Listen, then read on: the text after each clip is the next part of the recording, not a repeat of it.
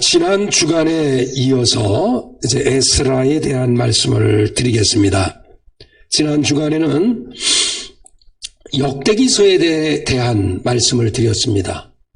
역대기라고 하는 이 말씀을 드리면서 제가 그 당시에 역대기가 기록되었을 당시에 시대적인 어떤 배경에 관한 말씀을 드렸는데, 이스라엘 백성들이 포로로 붙잡혀가서 70년이라고 하는 세월을, 정말 모진 세월을 고통 가운데 지내다가 페르시아의 고레스 왕의 그 칙령에 따라서 그들이 자유함을 얻고 그들이 고향, 부모의 조상인 그 조상이 살고 있었던 예루살렘, 이스라엘로 이렇게 돌아오게 돼요. 근데 돌아온 그 상태에서 그들이 생각할 때 자기의 민족성 그리고 신앙관 이런 것이 흔들리기 시작했습니다. 과연 신앙이란 무엇인가? 믿음이란 무엇인가?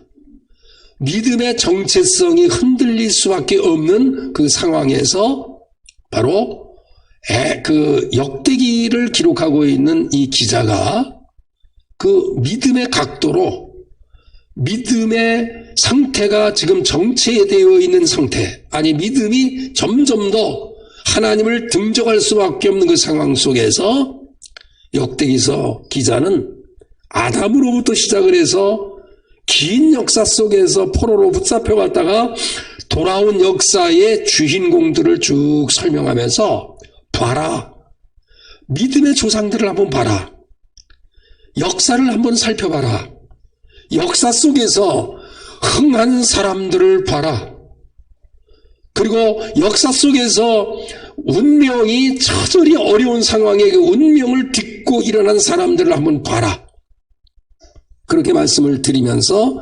많은 그 사람들을 소개하면서 그 중에 야베스에 대한 말씀을 드렸습니다. 야베스의 기도를 이해해야, 야베스를 이해해야 역대기라고 하는 성경을 이해할 수 있다, 이렇게 말씀을 드린 바 있습니다. 왜 야베스를 이해해야 역대기를 이해할 수 있는가? 야베스는 이름 그 자체의 뜻을 포함하고 있듯이 인생 자체가 고통과 어려움과 슬픔의 인생을 가지고 태어나서 그렇게 살아갈 수밖에 없는 운명을 가지고 있는 사람이었습니다. 형제들 가운데도 뒤처진, 그 누구도 그를 주목한 사람이 없었지만 그는 하나님께 간구하면서 기도하면서 간절히 하나님 앞에 부르짖으면서 간구했더니 하나님께서 그 기도의 소리를 응답해 주셔서 죽을 수밖에 없는 운명, 슬픔의 운명, 고통의 운명을 기쁨의 운명으로 바꿔주셨다라고 하는 이야기를 야베스를 통해서 알 수 있다고 말씀을 드렸습니다. 바로 역대기서의 전체의 주제는 바로 야베스를 이해하면 그 모든 것을 이해할 수 있습니다. 야베스와 같은 고통의 인생의 삶을 산다 할지라도 하나님을 경외하고 하나님을 가까이 하는 자를 하나님이 형통케 하신다는 거예요. 실제로 다윗 같은 경우는 마지막 솔로몬 자녀를 무릎 앞에 세워놓고 무릎 꿇게 하고 자녀에게 권면한 말씀이 뭐냐면 기록된 대로 행하라. 그래야면 내가 어디로 가든지 무엇을 하든지 형통하리라. 다윗의 그 유언이 역대기서를 전체를 주장해 나갈 수 있는 말씀이기도 합니다. 그래서 역대기서의 시대적인 이 배경은 바벨론 포로로 붙잡혀갔다가 돌아온 상태에서 무기력증에 빠져있는, 뭔가 신앙의 정체성이 흔들리고 있을 수밖에 없는 그 상황에서 아담으로부터 시작을 해서 수많은 사람들의 이름을 열거하면서 믿음의 영향력을 가진 사람을 소개하면서 너희도 이렇게 살아가야 되지 않겠는가라고 하는 메시지를 역대기서에서 품고 있습니다. 이 에스라라고 하는 성경도 바로 시대적인 배경이 역대기서와 같은 배경을 가지고 있습니다. 그래서 역대기서의 기록자가 누구인가라고 하는 이 물음에 일단 유대인들의 전통은 에스라라고 믿는 거야. 그래서 에스라라고 하는 성경하고 역대기서는 바로 시대적 배경이 같아요. 무기력증에 빠지고 여러 가지 상황으로 인해서 신앙의 무기력증을 가지고 있는 그 사람들에게 신앙을 깨우는 바로 그러한 일을 또 그러한 그 상황에서 그렇게 메시지를 품고 있는 것이 역대기서요 에스라서인 것을 알 수 있어요. 우리가 가지고 있는 성경은 에스라하고 또 느헤미야가 이렇게 떨어져 있잖아요. 두 권으로 되어 있는데 원래 성경은 한 권으로 되어 있어요. 그래서 원제목은 에스드라 1서, 에스드라 2서, 그러니까 느헤미야를 에스드라서 2서 보통 이렇게 불려지기도 합니다. 제가 수번 여러분에게 말씀을 드리지만 그러면 왜 이렇게 두 권으로 나뉘어졌는가? 열왕기 상하도 한 권이었는데 왜 두 권으로 나뉘어졌으며 역대기서도 왜 상하를 하나의 성경이었는데 왜 둘로 나눴고 에스라도 느헤미야도 한 권이었는데 왜 둘로 나뉘었는가? 이것은 번역하는 과정에서 편의상 이렇게 분리를 해놨더니 그것을 전통적으로 우리가 그 순서에 따라 또 그런 입장에서 우리가 성경이 기록되어져 있는 것 때문에 그렇게 구약이 39권으로 나뉘어진 걸 알 수 있어요. 원래는 구약은 24권으로 되어 있어요. 그러니까 이것이 두 권이 한 권으로 되어지다 보니까 24권이 번역하는 과정에서 39권으로 되어졌다는 겁니다. 그러면 느헤미야에 관련된 말씀은 이제 다음 주에 드리고 에스라에 관련된 말씀을 드리면서 그 에스라에 기록되어진 말씀 가운데 여러분이 1장부터 10장까지 기록되어져 있는 이 말씀 속에 먼저 반으로 좀 이렇게 나눠보면 1장부터 6장까지의 그 내용은 바벨론 포로로 붙잡혀갔다가 돌아온 직후에 이것이 쓰여지는 거예요. 그러니까 바벨론 포로로 붙잡혀갔다가 1차로 포로 귀환할 때에 그때 지도자가 수룹바벨이라고 하는 지도자였어요.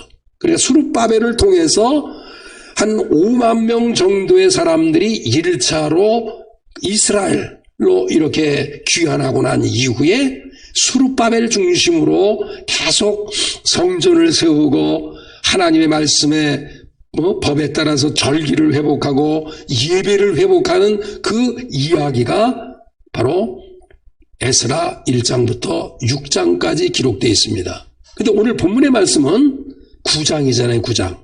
그런데 7장부터 10장까지 기록되어져 있는 이 메시지는 그들이 정착하고 난 다음에 1년이 지나요. 2년이 지나요. 2년이 지나고 난 이후부터 성전을 세우기 시작했지만 방해하는 사람들로 인해서 16년이라고 하는 기간 동안 성전을 짓지 못하다가 어렵게 성전을 세우게 됩니다. 절기를 회복하고 그러면서 그런 이야기가 6장까지 연결되다가 성전을 짓고 난 이후에 그들이 뜨거웠던 믿음, 뭔가 에스라뿐만 아니라 그 당시에 여러분이 수룹바벨이 성전을 세울 때에 성전을 세우려고 하지만 방해하는 사람이 있고 또 세우려고 했었지만 그 열정이 식어지고 하는 그때에 학개와 스가랴라고 하는 사람을 통해서 성전을 세워야 된다. 성전이 회복돼야 믿음이 회복되고 믿음이 회복돼야 삶이 회복된다고 하는 이 말씀을 하면서 학개와 스가랴가 수룹바벨이 성전을 지을 때 계속해서 돕는 걸 볼 수 있어요. 그래서 결국은 짓게 되죠. 열정을 가졌지만 10년이 지나요. 세월이 20년이 지납니다. 30년이 지났고 40년이 지나요. 50년이 지났고 60년이 지나요. 70년이 지났고 80년이 지났을 때에 그때에 2차로 바벨론 포로로 붙잡혀갔던 그 사람들 중에서 약 한 2,000명 정도의 사람과 더불어 한 지도자를 세워요. 이 지도자는 바로 학개라고 하는 사람입니다. 학개라고 하는 사람이 바벨론 포로로 붙잡혀갔던 자기의 부모로부터 그곳에서 제2세대로 태어난, 바벨론에서 태어난 사람으로서 학개라고 하는, 에스라라고 하는 이 사람을 중심으로 해서 지도자와 함께 2,000명이 이렇게 2차로 돌아오게 됩니다. 80년이 지나고 난 이후에. 그러니까 수룹바벨과 한 5만 명 정도가 먼저 1차로 이렇게 귀환하고 난 다음에 80년이 지난 다음에 2차로 에스라를 중심으로 해서 한 2,000명의 사람이 도착하게 돼요. 근데 그때에 여러분이 그 이야기가 바로 7장부터 10장까지 연결됩니다. 근데 오늘 본문에 있는 말씀을 한번 보겠습니다. 9장 1절을 보겠습니다. 9장 1절.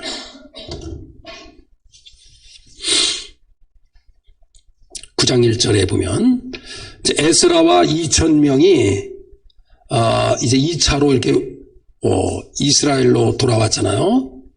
근데 돌아왔을 때에 방백들이, 그러니까 그 지역의 지도자들 가운데 믿음 있는 사람들이 9장 1절을 보세요. 내게 나와.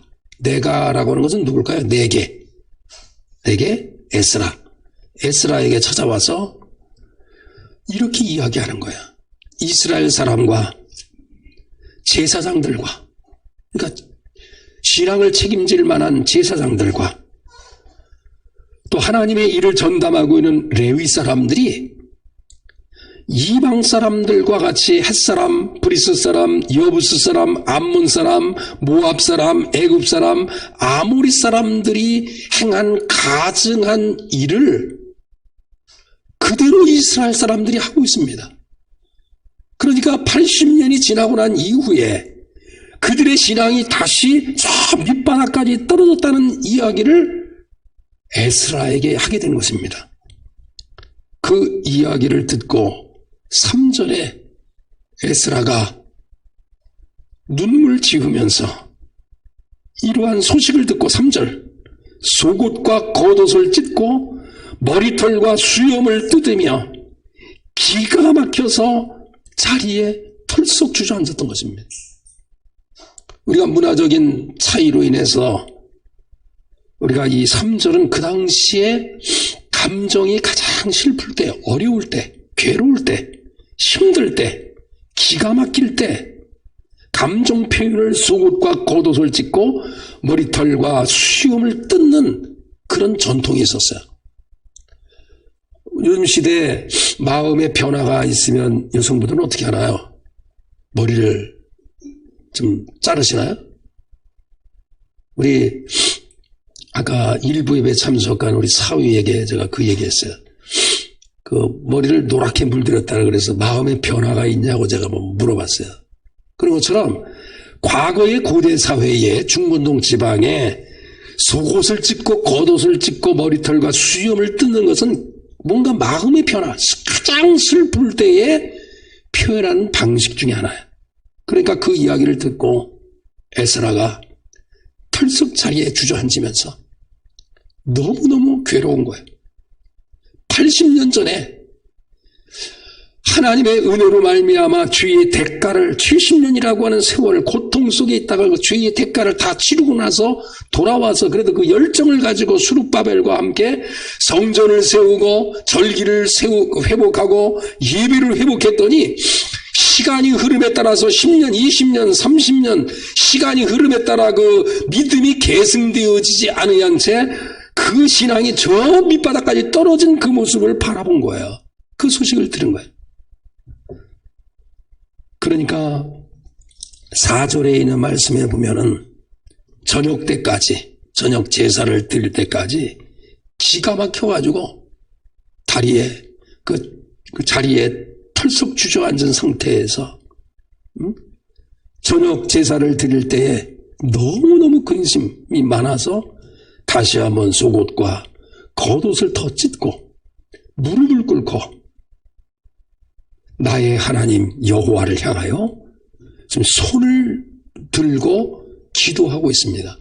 그래서 오늘 본문에 있는 말씀은 바로 6절부터 15절까지 있는 말씀은 과거의 신앙의 뜨거움을 가져서 다시 믿음의 회복을 통해서 역대기서를 통해서 회복된 그 믿음의 사람들이 믿음이 자녀들에게 계승되지 못한 상태에서 그렇게 믿음이 저 밑바닥에 떨어져 있는 그 모습을 바라보고 똑같은 자녀 입장에서 그것도 자기 고국이 아닌 바벨론 포로로 붙잡혀갔다가 그 곳에서 태어나서 신앙의 교육을 받고 전수받아서 이 에스라라고 하는 이름 앞에 학사라고 하는 이름이 붙어요. 학사라고 하는 것은 율법에 정통한 사람을 말하고 있는 거예요. 여러분, 너무 이 두 가지 이야기가 상반된 이야기인 것을 알 수 있어요. 하나는 자기 고향 땅에서 마음대로 신앙생활을 할 수 있고 마음대로 하나님을 찾아갈 수 있는 상황에서 신앙은 저 밑바닥에 내려가 있고, 그나마 에스라는 아직까지 바벨론이라고 하는 그 지역에 가서 페르시아라고 하는 그 나라에서 그래도 예속받는 가운데 신앙을 지키고 믿음의 전통을 지켜가면서 말씀의 학사가 되어서 율법의 정통한 자가 되어서 돌아와 보니까 너무너무 안타까운 거야. 그래서 6절에 하나님께 이렇게 기도합니다. 나의 하나님이여, 내가 부끄럽고 낯이 뜨거워서 감히 하나님을 향하여 얼굴을 들지 못하겠습니다. 에스라의 고백에 낯이 뜨거워서 부끄러워서 하나님을 향하여 얼굴을 들 수 없습니다. 왜냐하면 죄악 때문에. 그 죄악이 어느 정도냐면 6절 하반절에 보면 두 가지로 상징적인 표현을 해요. 죄악이 많아서 정수리에 넘치고, 죄악이 얼마나 가득 차고 가증한 이방인들이 그 행하고 있는 죄를 그대로 믿음의 사람들이 행하는 그 모습을 바라보고, 그 죄악이 어느 정도냐? 머리의 최고 높은 분이 정수리를 넘친다는 거예요. 정수리에 넘친다는 거예요. 또 다른 표현은 우리 허물이 너무 커서 이 허물이 하늘에 가깝게 하늘에 미치고 있다는 겁니다. 그런데 그 이유를 설명합니다. 7절에 보면 우리 제사장들, 그 쭉 밑에 보면 제사장들의 소리를 듣지 않았다, 이런 얘기를 해요. 그래서 그로 말미암아 이스라엘 백성들이 죄악이 정수리에 넘치고 그 죄악이 너무 커서 하늘에 미칠 때마다 하나님께서 7절에 보면 주변의 왕들을 통해서 이스라엘 왕뿐만 아니라 이스라엘 사람들 제사장들에게 수치를 당하게 하고 그 어려움 가운데 이웃나라 사람들이 노략질을 해가고 그러면서 부끄러움을 당하지 않았느냐, 이걸 지금 기도하는 거예요. 하나님 아버지, 우리나라의 역사를 살펴보면 순간순간마다 우리가 교만했고 하나님을 떠났을 때 이웃나라의 왕들이 우리나라에 쳐들어와서 그 수치를 당하게 하고 있었던 그 역사가 있음에도 불구하고, 죄악이 꽉 찼을 때마다 그러한 하나님의 징계를 받았음에도 불구하고 다시 80년이 안 돼서 이런 일이 벌어졌습니다. 이런 고백이에요. 실제로 이스라엘의 역사를 살펴보면 문하엠 왕 때 죄악이 가득 찼을 때 아수르 왕 불에 의해서 침략을 당하고 고난을 당했고, 베가라고 하는 왕이 그 당시에 죄가 관영해서 꽉 차 있을 때 아수르 왕 디글랏 빌레셋에 의해서 고난과 수치를 당했어요. 지금 에스라가 기도한 내용처럼 죄가 꽉 찼을 때마다 이웃의 왕을 들어서 수치를 당하게 했다고 하는 이야기를 반복하고 있습니다. 동명이인인 호세아 왕 때 아수르 왕 살만 에셀에 의해서, 므낫세 왕 때 아수르 왕 아수르 바니팔에 의해서, 남유다의 왕 가운데 요시야 왕이 그 당시에 죄가 그 지역에 꽉 차 있을 때 하나님께서는 애굽의 왕 느고를 통해서 수치를 당하게 하고 어려움과 고통을 당하게 했다라고 하는 이 이야기를 율법에 정통하고 역사에 정통한 에스라가 그렇게 기도하는 거예요. 하나님, 죄악이 꽉 찼을 때마다 하나님께서 이웃 나라의 왕을 들어서 고난을 당해야 하신 역사가 있음에도 불구하고 이 민족이 다시 죄를 지었습니다. 이런 이야기를 하면서 8절에 보면, 8절 9절에 보면 하나님께서 이렇게 은혜를 주셨음에도 불구하고 이 민족이 이렇게 배반했습니다. 이런 이야기예요. 8절에 보면 이제 우리 하나님 여호와께서 우리에게 잠시 동안 은혜를 베푸사 얼마를 남겨도 피하게 하신 우리를 그 거룩한 처소에 박힌 못과 같게 하셨다. 다시 말하면 이 이야기는 유목민들이 여기저기 떠돌이 신생을 이렇게 떠돌이 신세로서 이렇게 이곳저곳 다니다가 어느 한 곳에 정착하게 되면 텐트 천막을 치고 마지막에 텐트와 천막을 고정시키는 핀을 땅에 딱 박을 때 이 텐트가 온전해지는 거거든요. 그러니까 이 이야기는 뭐냐면 하나님께서 떠돌이와 같은 인생을 그래도 바벨론 포로로 잡혀갖고 이것저것 피신해 다녔지만 하나님의 은혜로 다시 정착하게 하시고 다시 잃어버렸던 민족을 국가를 다시 회복하게 하신 은혜가 있었음에도 불구하고 그런 죄를 지었다는 거예요. 그러면서 10절 이하에 보면 우리 하나님이여 이렇게 하신 후에도 우리가 주의 계명을 저버렸으니 이제 무슨 말씀을 하오리까. 이렇게 하나님께서 수번 징계를 하시고 회복하면 또 은혜를 주시고 하는 과정을 통해서 수없이 많은 은혜를 주셨는데 또 이 민족이 80년이 안 돼서 이렇게 믿음을 저버렸으니 무슨 말씀을 하겠습니까? 이렇게 이들이 죄를 지을 수 있었던 가장 큰 근본적인 이유는 11절 한번 읽어보겠습니다. 11절 시작.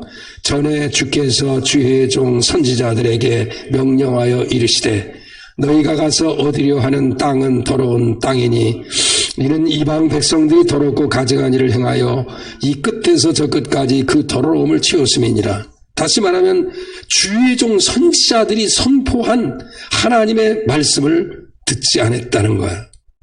그러면서 13절에 보면 다시 자기 자신들의 죄악으로 인해서 탄원합니다. 이렇게 은혜를 베풀어 주셨음에도 불구하고 우리의 악한 행실과 큰 죄로 말미암아 이 모든 일을 당하였으니 우리 하나님이 우리 죄악보다 형벌을 가볍게 하시고 이만큼 백성을 남겨주셨습니다. 그러니까 수없이 많은 죄를 지었지만 그 형벌에 맞게끔 하나님이 진노하신 것이 아니라 약하게 돌아오도록 징벌을 해주신 은혜가 있음에도 불구하고 그 은혜를 잊어버리고 그들이 하나님을 등졌다는 거예요. 우리나라의 역사도 보면 여러분이 크게 어려움을 겪었던 어르신들의 역사 속에 6.25라고 하는 것과 또 일제강점기 시대의 그 역사를 여러분이 기억하실 것입니다. 그러면 그 역사 속에서 우리가 배울 수 있는 게 무엇인가?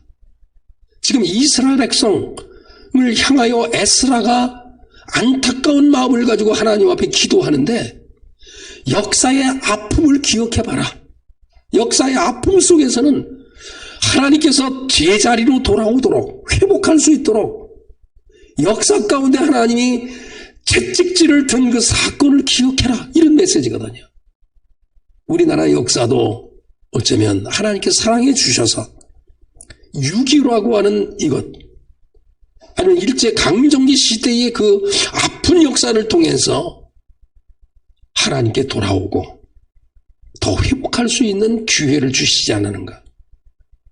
실제로 일제강점기 시대에 앞서서 우리나라가 4분 5열에 그렇게 찢어지는 그 상황 속에서 일제강점기 시대에 이후에 다시 회복하는 역사가 있었고 6.25라고 하는 이 사건을 통해서 그 당시에 우리나라가 4분 5열 찢어진 상태에서 6.25라고 하는 사실을 통해서 또한 우리나라가 여러 모양으로 회복한 일들이 있는 것을 알 수 있어요. 그전에는 생각이 달라서 서로 총불을 걸고 같은 지역에서 살면서도 수백 명을 죽이는 생각이 다른 그런 역사 속에서 그런 일들을 통해서 다시 한번 회복하게 된 역사가 우리나라의 역사도 있듯이 에스라는 과거의 이스라엘의 역사 가운데 아픔 역사, 괴로운 역사를 생각하면서 하나님의 은혜를 생각하라 하면서 맨 마지막 15절에 이렇게 기도로 마무리하는 것을 볼 수 있습니다. 하나님, 우리의 죄로 우리가 마땅히 그 죄로 말미암아 심판을 받아야 마땅합니다. 다시 하나님께서 회복시켜 주셨지만 80년이라는 이 기간 동안 신앙을 버린 우리에게 의로우신 하나님께서 다시 특직을 든다 할지라도 저는 그것을 감당하겠습니다. 이 민족이 감당해야 되겠습니다라고 하는 기도로 마치고 있는 것을 알 수 있어요. 이 에스라라고 하는 이름의 뜻이 도움, 이익, 유익이라는 이름의 뜻을 가지고 있습니다. 저와 여러분이 정말 에스라와 같이 이 민족의 죄를 바라보면서 우리가 고백했듯이 하나님 부끄러워 낯이 뜨거워서 하나님께 얼굴을 들 수가 없습니다. 이렇게 고백할 수 있는 사람들이 되어야 하고 그러한 죄들을 바라보며 나와 늘 거리를 두고 죄에서 떠나는 저와 여러분이 되시기를 바라면서 에스라의 심정을 갖기를 바라요. 하나님, 내가 부끄럽고 낯이 뜨거워 감히 하나님을 향하여 얼굴을 들지 못하겠습니다. 이 민족이 가지고 있는 죄가 너무 많아 정수리에 넘치고 이 민족이 가지고 있는 허물이 커서 하늘에 닿을 듯합니다. 하나님 도와주셔서 이 민족이 회복할 수 있게 달라고 기도했던 에스라의 기도가 저와 여러분의 기도가 될 수 있기를 간절히 축원합니다.